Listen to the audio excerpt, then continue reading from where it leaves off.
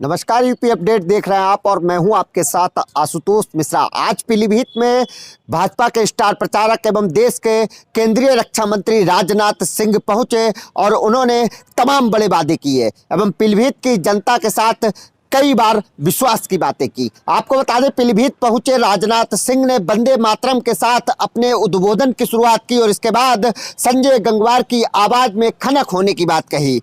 पीलीभीत की सदर सीट से विधायक संजय गंगवार के बारे में कहते हुए उन्होंने कहा कि संजय गंगवार की आवाज में वो खनक है जो आपकी बात को मजबूती के स्तर पर विधानसभा में उठा सकते हैं। उन्होंने कहा, वैसे तो हमारे चारों जो प्रत्याशी हैं वो चुनिंदा हैं और चारों में कोई ना कोई खूबियां हैं, लेकिन संजय गंगवार को मैंने पहली बार सुना है और उनकी आवाज में भी वो खनक है, वो ताकत है जो पीलीभीत की आवाज को विधानसभा तक पहुंचा सकते हैं। इसी के साथ पीलीभीत को मिनी पंजाब भी कहा जाता है और पीलीभीत में सिख समुदाय के वोट को साधने के लिए उन्होंने अपना अगला भाषण दिया। उन्होंने कहा कि पीलीभीत वैसे तो काफी विकसित नहीं है लेकिन कृषि क्षेत्र में काफी आगे है और इसमें सिख समुदाय के योगदान को कभी भी भुलाया नहीं जा सकता। उन्होंने कहा, सिख समुदाय ने जो योगदान देश के साथ किया है वो कभी भी भुलाया नहीं जा सकता। उन्होंने राजा रणजीत सिंह का उदाहरण देते हुए कहा कि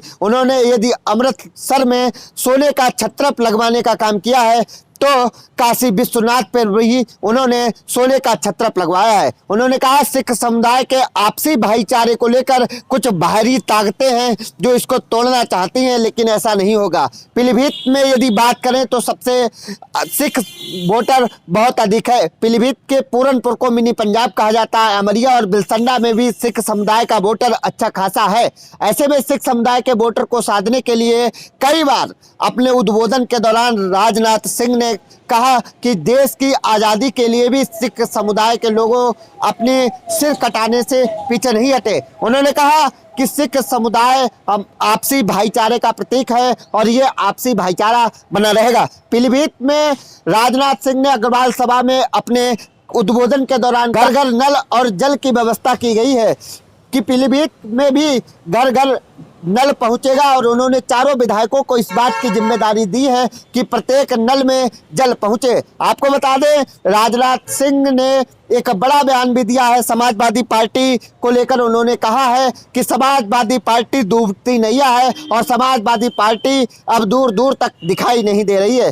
पीलीभीत पहुंचे राजनाथ सिंह का ये दौरा काफी अहम रहा। उन्होंने डोर टू डोर जनता से संपर्क किया। पीलीभीत के प्रबुद्ध लोगों से उन्होंने वार्ता की, प्रबुद्ध व्यापारी, शिक्षक और इसके साथ ही यदि बात की जाए तो मठों के जो पुजारी थे उनको संबोधित किया है। पीलीभीत की अग्रवाल सभा में पहुंचे राजनाथ सिंह का यह दौरा काफी अहम माना जा रहा है। इसी के साथ यदि बात की जाए, जब संजय गंगवार ने अपने उद्बोधन के दौरान कहा, वैसे तो पीलीभीत की चारों सीटों पर कमल खिलेगा और 40,000 की लीड लेकर हमारे प्रत्याशी चल रहे थे, लेकिन अब राजनाथ सिंह के दौरे के बाद और भी अहम हो जाता है और अब पीलीभीत में जो जीत होगी वो दोगुने मार्जिन से होगी। ऐसे में पीलीभीत का ये दौरा काफी अहम और खास माना जा रहा है। राजनाथ सिंह का पीलीभीत में लगभग 40 मिनट तक राजनाथ सिंह ने अपना उद्बोधन दिया। इस दौरान पीलीभीत पुलिस की अवैध सुरक्षा व्यवस्था रही। पीलीभीत की सुरक्षा व्यवस्था की बात की जाए तो पुलिस लाइन से लेकर अग्रवाल सभा तक 62 बैरियर लगाए गए थे।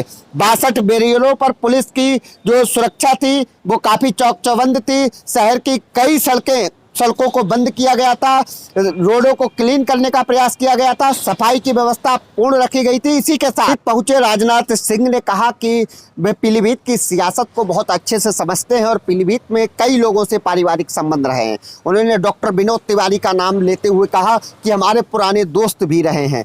वहीं इसके साथ ही पीलीभीत में चारों प्रत्याशी बीसलपुर, बरखेड़ा और पूरनपुर और सदर सीट के प्रत्याशी भी मंच पर मौजूद रहे। बीसलपुर से विवेक वर्मा, बरखेड़ा से स्वामी प्रवक्तानंद, पूरनपुर से बाबूराम पासवान और पीलीभीत से सदर विधायक संजय गंगवार भी मौजूद रहे। चारों प्रत्याशियों को का हौसला बुलंद किया, हौसला अफजाई की और उन्होंने कहा कि पीलीभीत के जिला अध्यक्ष को मैं इस बात की जिम्मेदारी देता हूँ कि पीलीभीत में हर घर में नल हो और उसमें जल हो। इसी के साथ उन्होंने कई भाषण दिए। उन्होंने कहा कि भारतीय जनता पार्टी जो है वो आंखों में धूल झोंकने का काम नहीं करती, जनता की आंखों में धूल नहीं झोंकती, बल्कि जनता की आंखों में आंखें डालकर राजनीति करने का काम करती है। भारतीय जनता पार्टी की कथनी और करनी में फर्क नहीं है। उन्होंने राजीव गांधी को साधते हुए कहा कि राजीव गांधी ने एक बार मंच से खड़े होकर अपनी लाचारी व्यक्त की थी। उन्होंने कहा था हम यहाँ से जो रुपए भेजते हैं वो जनता तक पूर्ण नहीं पहुंच पाते, लेकिन